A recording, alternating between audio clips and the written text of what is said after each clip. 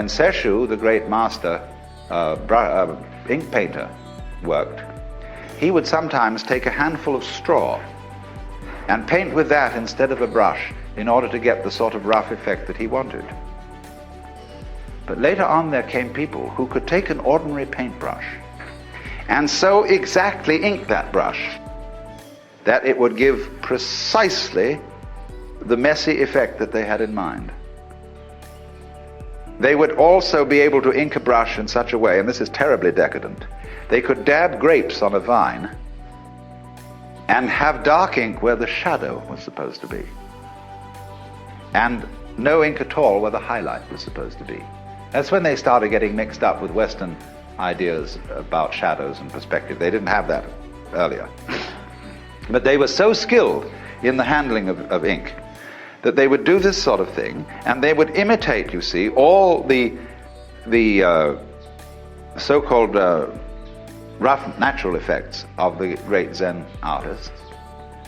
And so today in Japan, a younger generation of artists has decided it's time to break all that up. If we imagine, for example, haiku parties, the writing of haiku poetry. Basho, who was the great 17th century master of haiku, said, get a 3-foot child to write haiku, because they're the sort of direct, guileless things that children would say. But now there are magazines devoted to haiku poetry, where in every issue there will be 10,000 haikus, written by people all over the country. And they get so stilted and so affected that one wished one had never heard of haiku. The same thing is starting over here. And you should see the entries we get in these haiku competitions that Japan Airlines and other people sponsor. But it all after a while becomes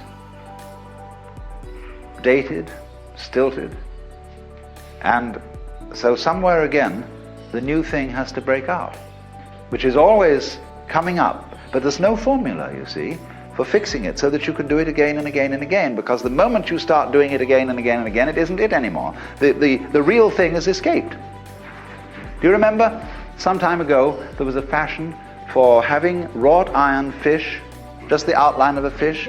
Some artist originally, put this fish together and it looked great. But then you suddenly found them in every gift shop and dime store, and they looked perfectly terrible. So this is the mysterious thing. Well, not only in the arts, but in lifestyles, in everything. When you start saying, what is the technique for getting this thing?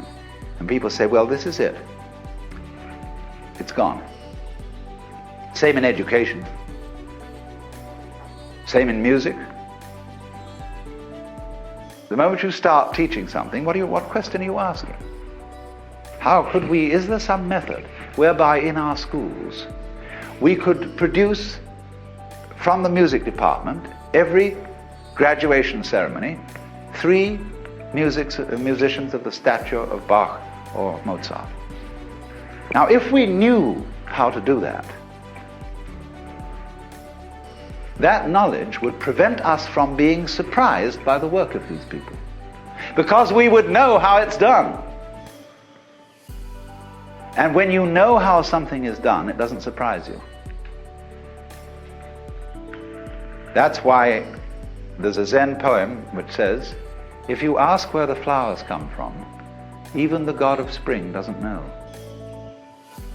Certainly the god of spring would be supposed to know where the flowers come from, but the truth of the matter is he doesn't. And so in the same way, if you ask the Lord God, how do you create the universe? He said, I have no special method.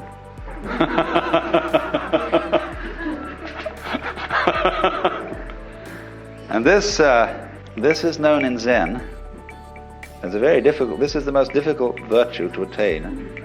So many of these things begin with mu.